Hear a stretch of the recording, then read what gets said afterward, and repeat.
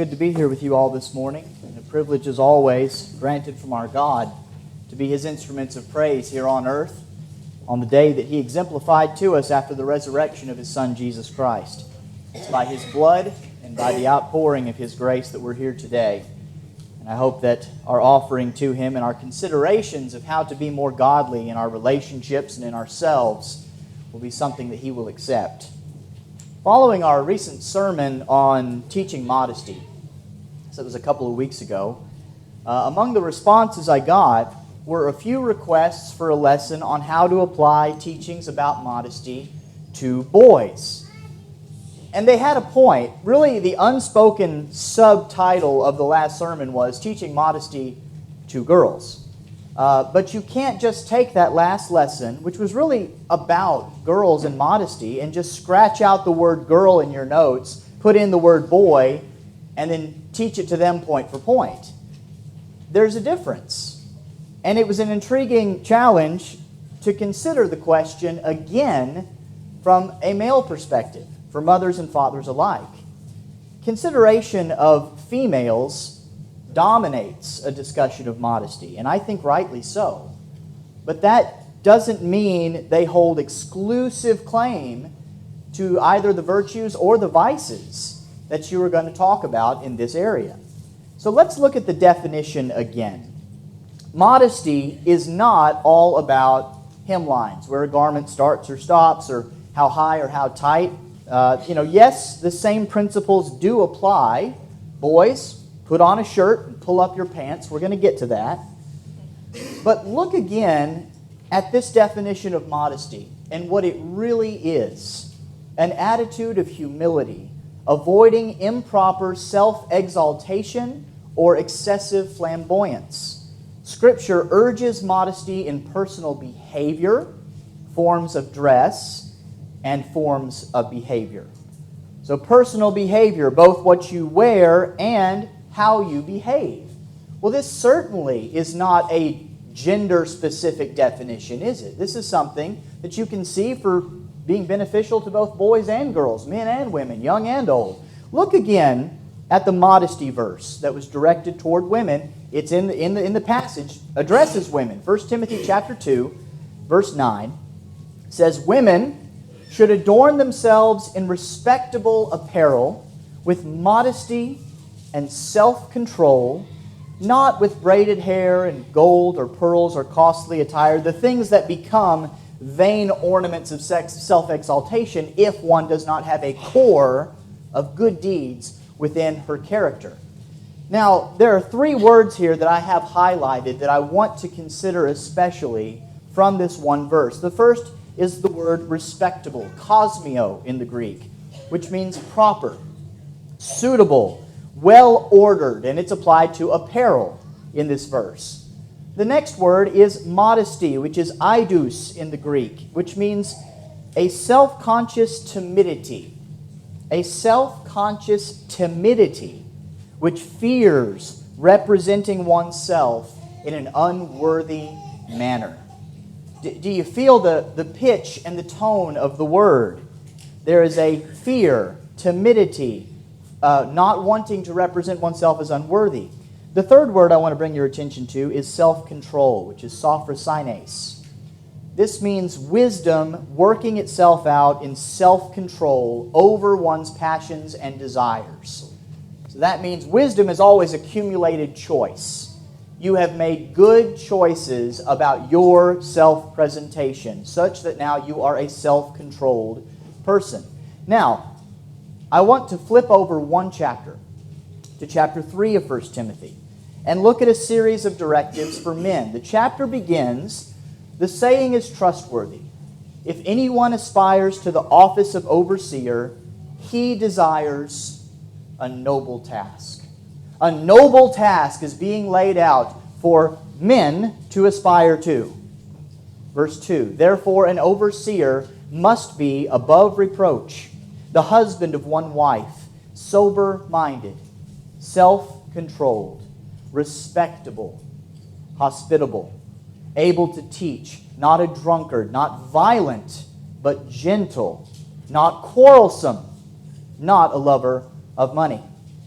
Among these, I want to call your attention to the highlighted words in red.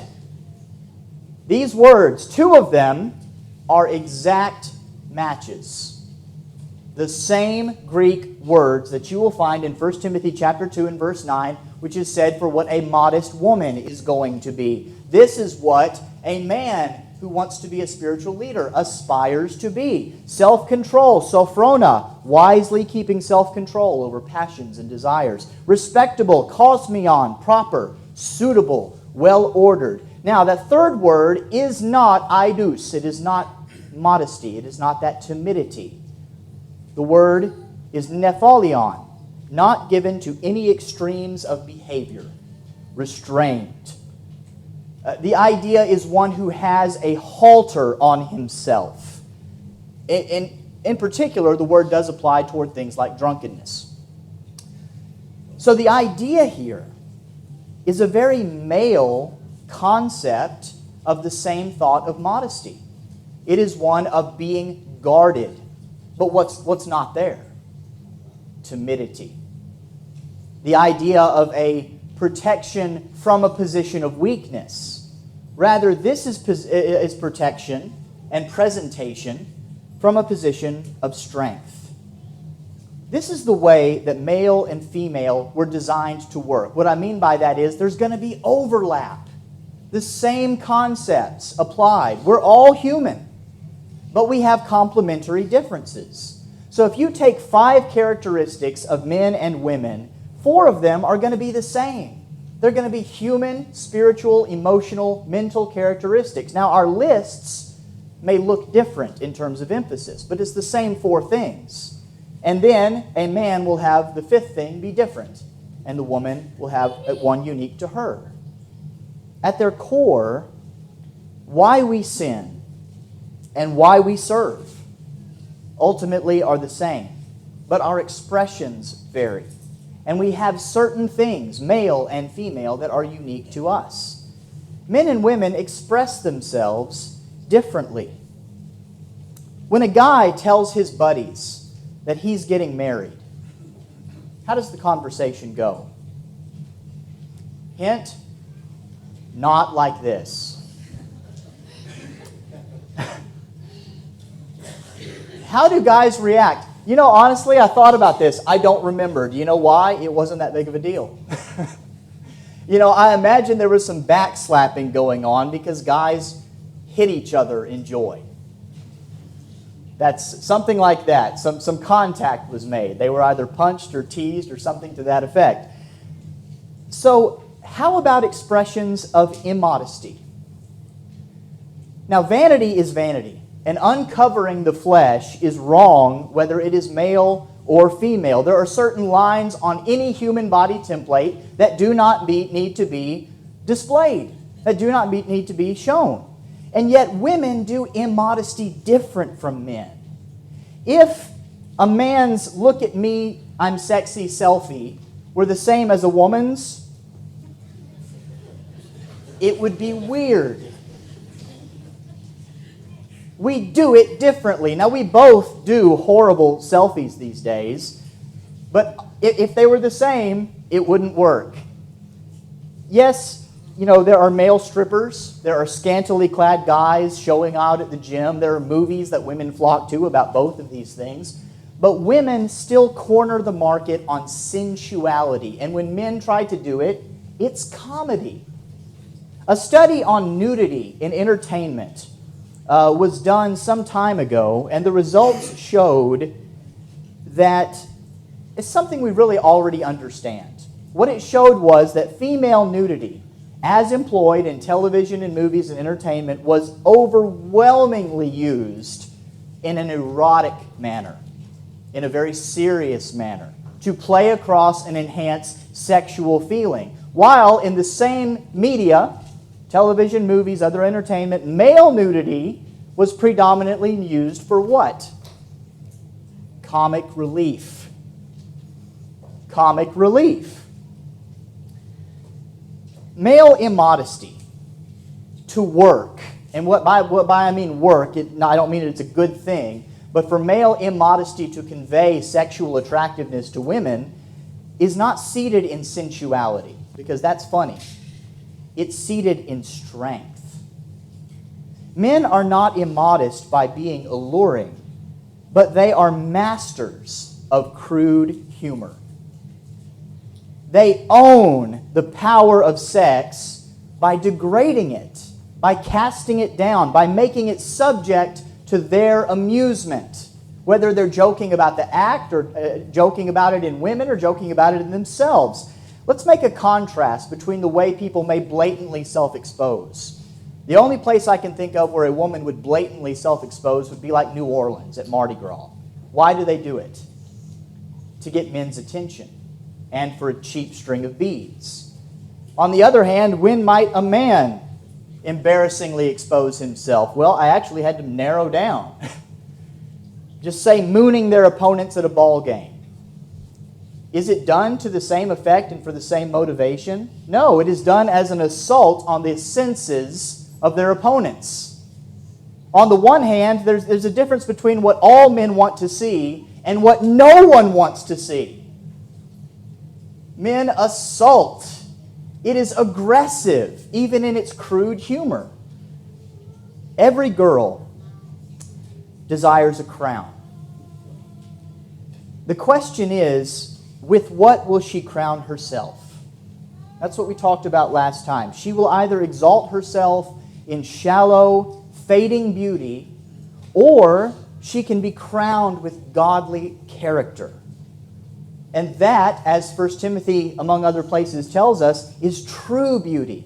A quiet, humble spirit is the beautiful adorning of a female soul.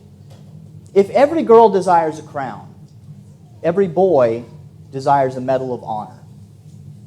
The question is, with what strength will he be exalted?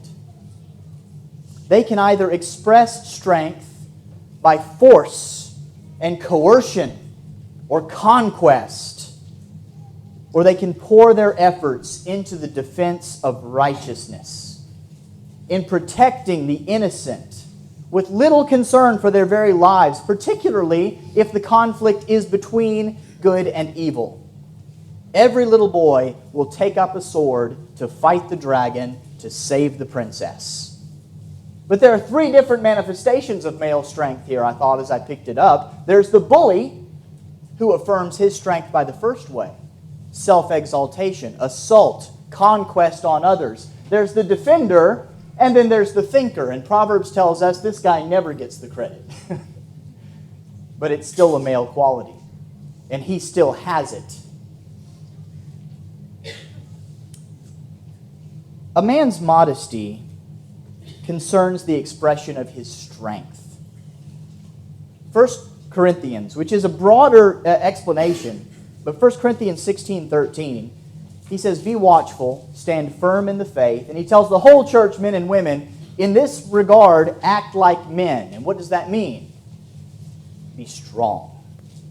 Strength is a manly characteristic. So when he wants people to be strong, he says, act like men. Proverbs chapter 20 and verse 29 shares with us this very interesting truism. The glory of young men is their strength, and the honor of old men is their gray hair. Now, any good proverb will make you stop and think, won't it? How is this true? What does this mean? The young guy gets by on his muscles and on his energy. He's not very smart, but he gets the job done on sheer energy. The older guy depends on experience and seniority. Now think again about Paul's description of overseers in 1 Timothy chapter 3. He encourages young men to aspire to nobility. He says it is a noble task. He's speaking their language. Where does that nobility find its expression? That which boys are looking for from the moment they can pick up a stick and pretend it's a sword.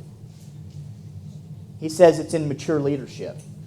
It is born out of a long road of experience of being sober-minded, self-controlled, respectable, just the way a woman is supposed to be in her manner. and gentleness. What we need to understand about modesty is it gives gentleness to strength. Aspire, he says, to be a gray head.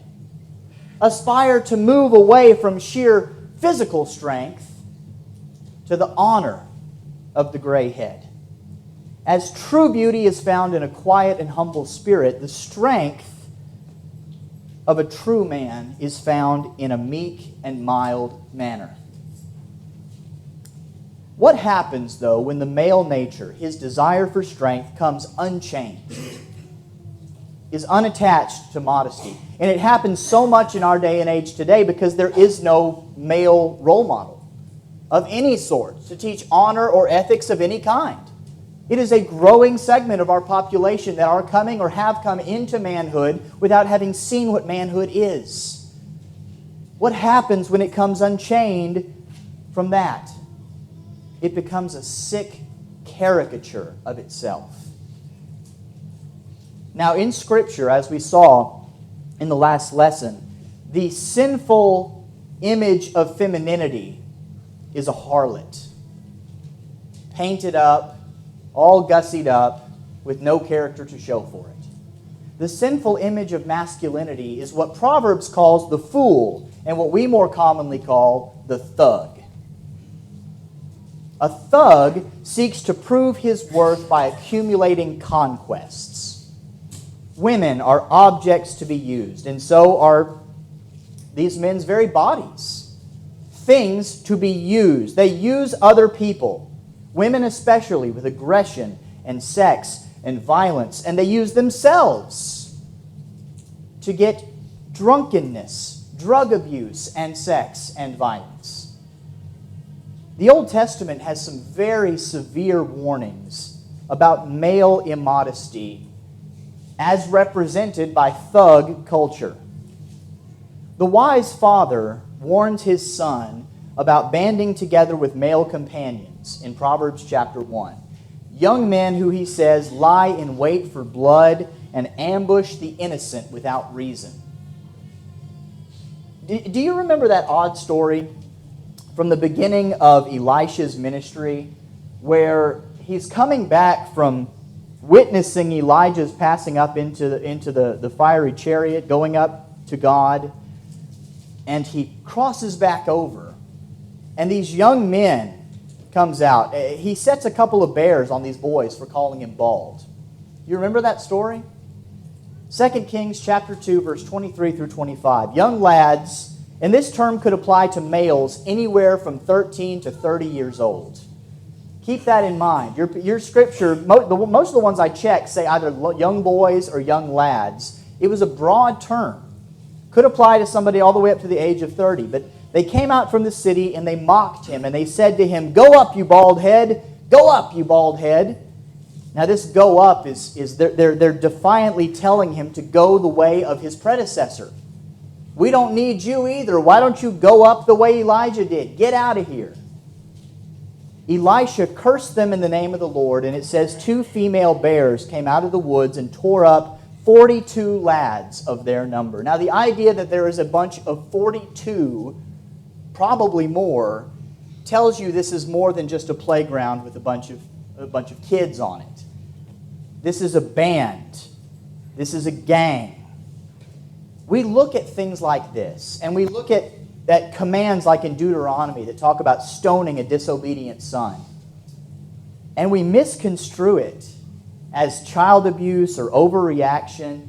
And what these stories show us is what a serious problem a society has when its young men are unchained from the guidance of the bald heads. When all they see in those who are above them is not something to aspire to, but something to mock. When nothing is sacred, when strength does not serve honor, these men are never anything more than young boys. They are dangerous. You can see in their mockery the nature of male immodesty. The immodest man is crude. Nothing is sacred. They do not defend, they exploit. They flex their muscles and they flash their bodies at whoever they want to shame. Well, who is involved then in turning this back, in teaching boys modesty? Well, as with girls, it starts in the home, with each parent having their own role to play, and it starts as soon as the boy becomes aware of his own body. Because if you have a boy, you know he will not be shy about his own body. In fact, many a mother is at a loss to explain how matter-of-factly and naturally crude boys tend to be with their own bodies. Catherine was an only child, so she had neither sisters nor brothers, and I'll tell you, she just comes back and just scratches her head about some of the things the boys, they won't stay in their clothes.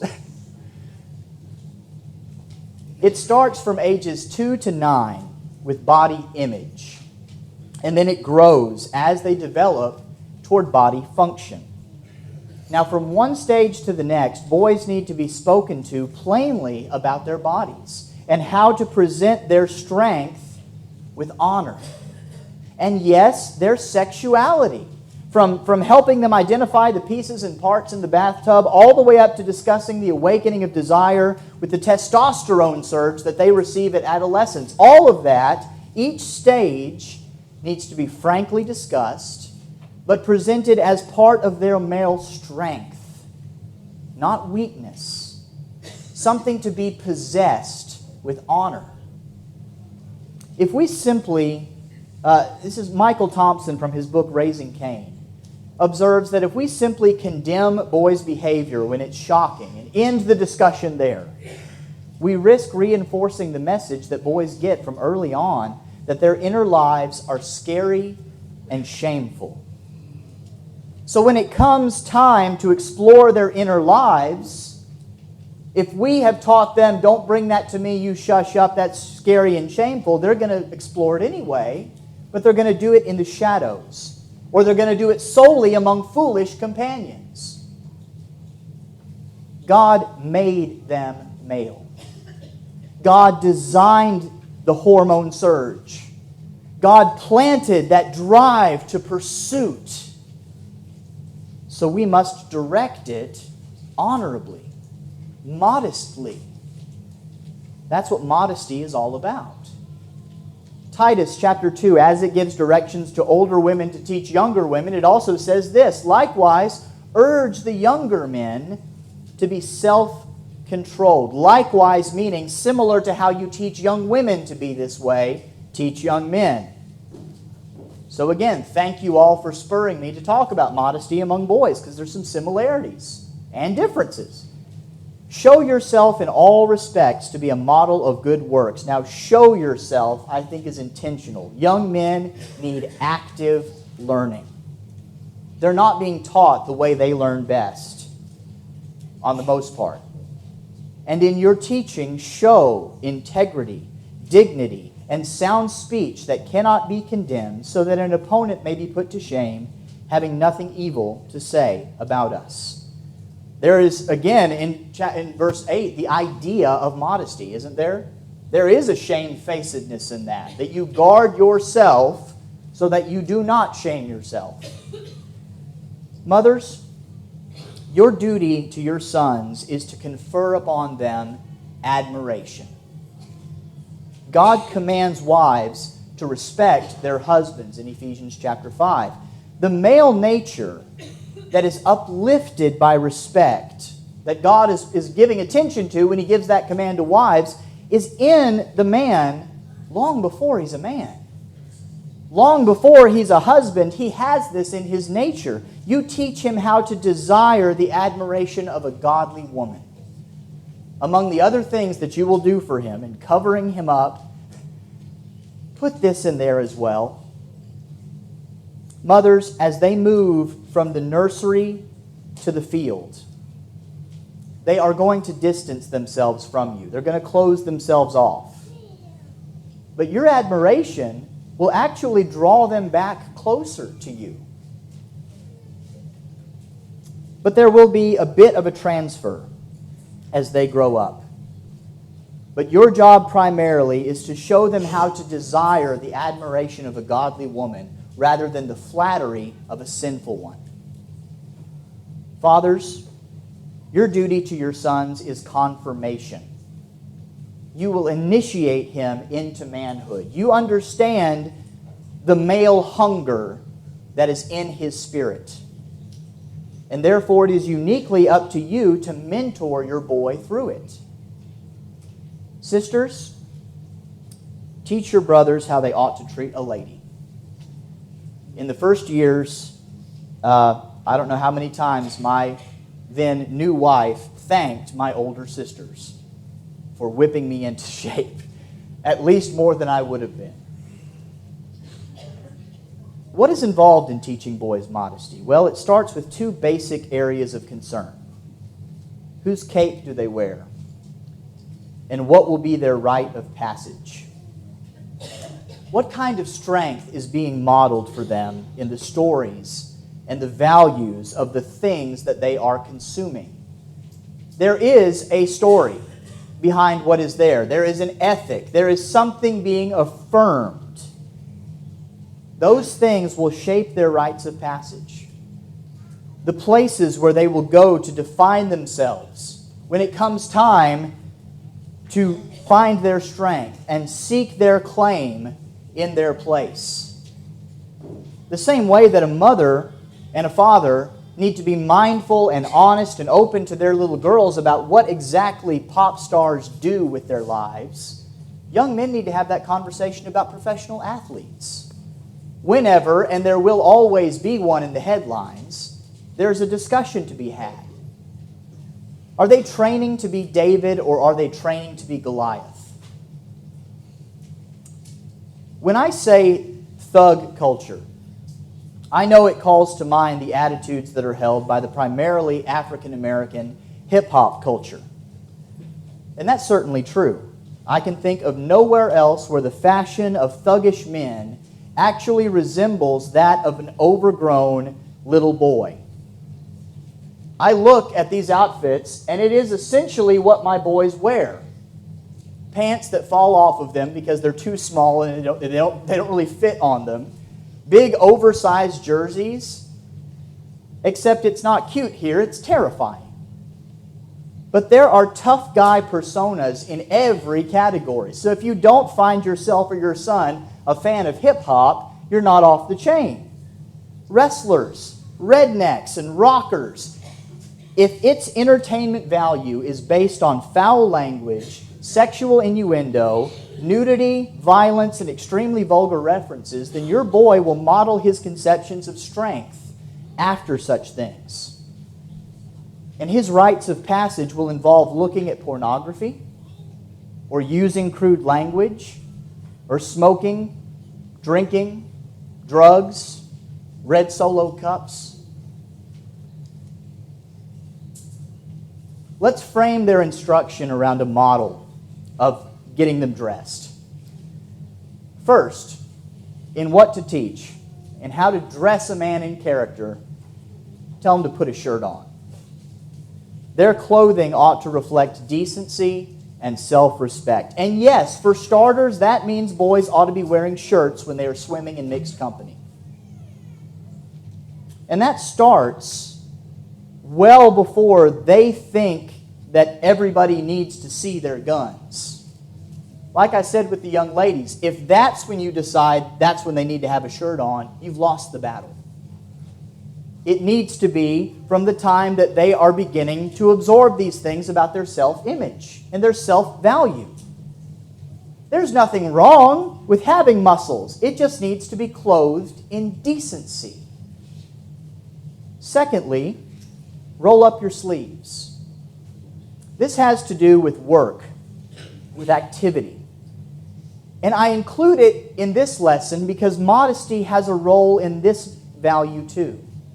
It's an indirect one, but they're connected. There is modest clothing, and then there is modest situations, modest vocations.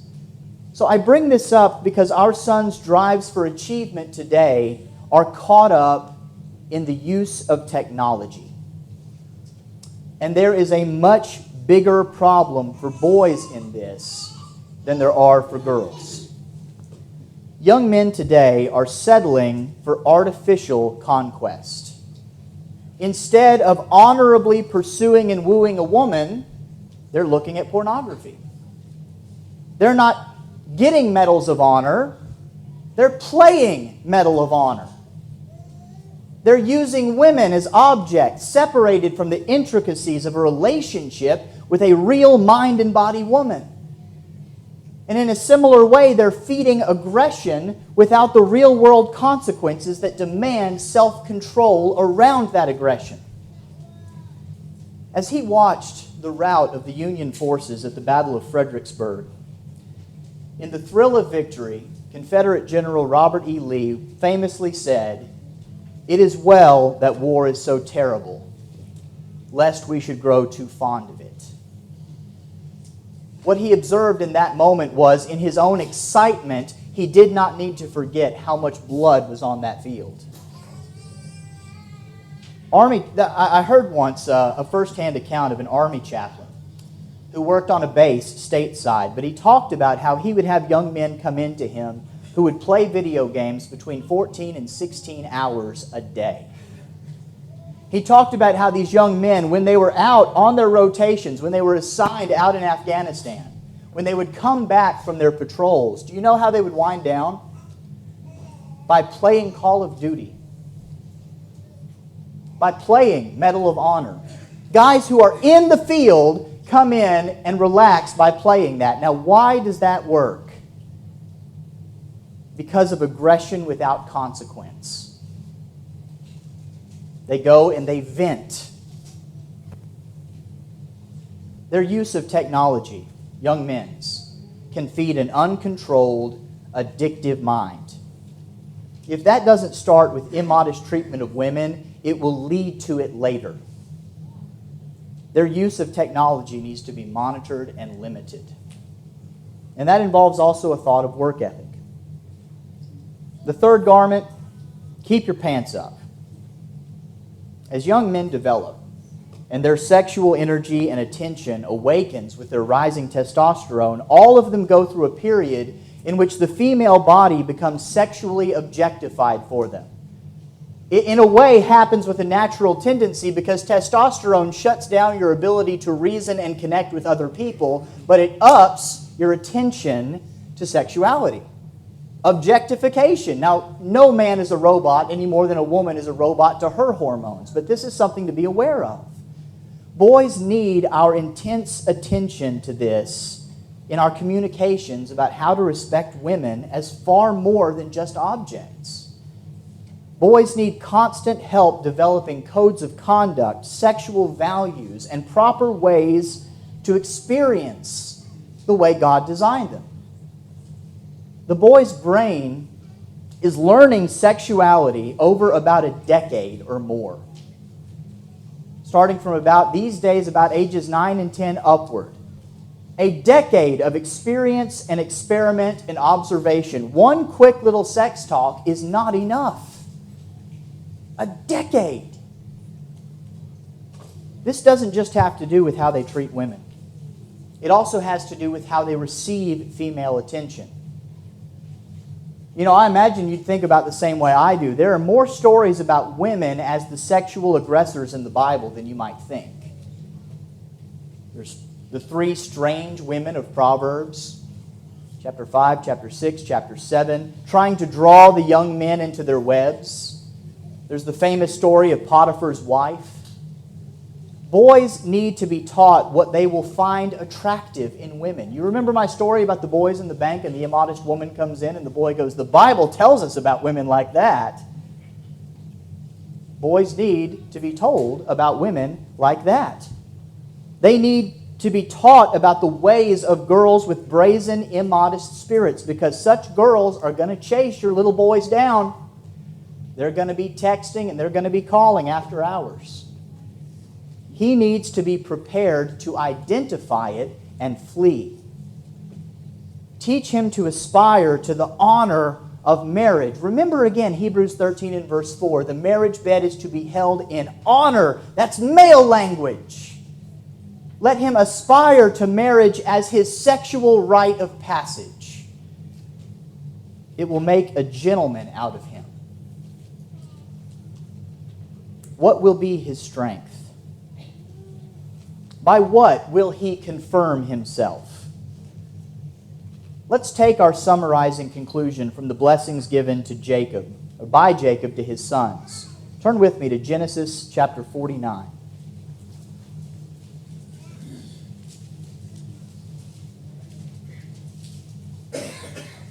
Genesis 49, verse 1. Then Jacob called his sons and said, "Gather yourselves together, that I may tell you what shall happen to you in days to come. Assemble and listen, O sons of Jacob. Listen to Israel your father. Reuben, you are my firstborn, my might, and the first fruits of my strength, preeminent in dignity and preeminent in power." All right. Unstable as water, you shall not have preeminence, because you went up to your father's bed. Then you defiled it. He went up to my couch. Now transfer this from not just a specific sin, but to the idea of not Jacob's bed, but the marriage bed. You went to the marriage bed and you defiled it. Your preeminence is gone, Reuben.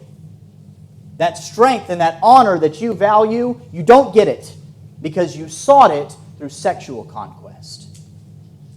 Simeon and Levi are brothers. Weapons of violence are their swords. No preeminence for you because you sought it with coercion and violence and aggression. Let my soul come not into their counsel. O my glory, be not joined to their company, for in anger they killed men, and in their willfulness they hamstrung oxen. Cursed be their anger, for it is fierce, and their wrath, for it is cruel. I will divide them in Jacob and scatter them in Israel. Judah, your brothers shall praise you. Your hand shall be on the neck of your enemies. Your father's sons shall bow down before you. These are the images of manhood that we all aspire to. The ones that we go to in sexual conquest and in violence, but they are not for those men. The blessing of strength goes to Judah. Of course, this is a messianic prophecy. It ultimately found its fulfillment in the house of Judah through the person of Jesus. And in Jesus, we find the ultimate example of male modesty. Jesus shows us that true strength is clothed in meekness. I am meek and lowly in heart, he said of himself. And yet this was the man, a carpenter by trade, who saw the Lord's temple being made into a common market, and John tells us made a whip out of cords and drove the money changers out and overturned their tables. Meek and mild. Who would call Jesus a weakling? And yet here was a man who, tempted in all ways as we are, was celibate his entire life. Does that mean he died a mere boy? Here was one who with a call could have 12 legions of angels at his command. But he took all of that might and he clothed it in gentleness and self-sacrifice, and he received his father's blessing. Jacob gave it to Judah, and all of that foreshadows the greater blessing and the greater passing and the confirming of it. But where does that real blessing happen? When did he undergo that rite of passage where his father gave him confirmation and said, "You are my son"? It was when he was baptized.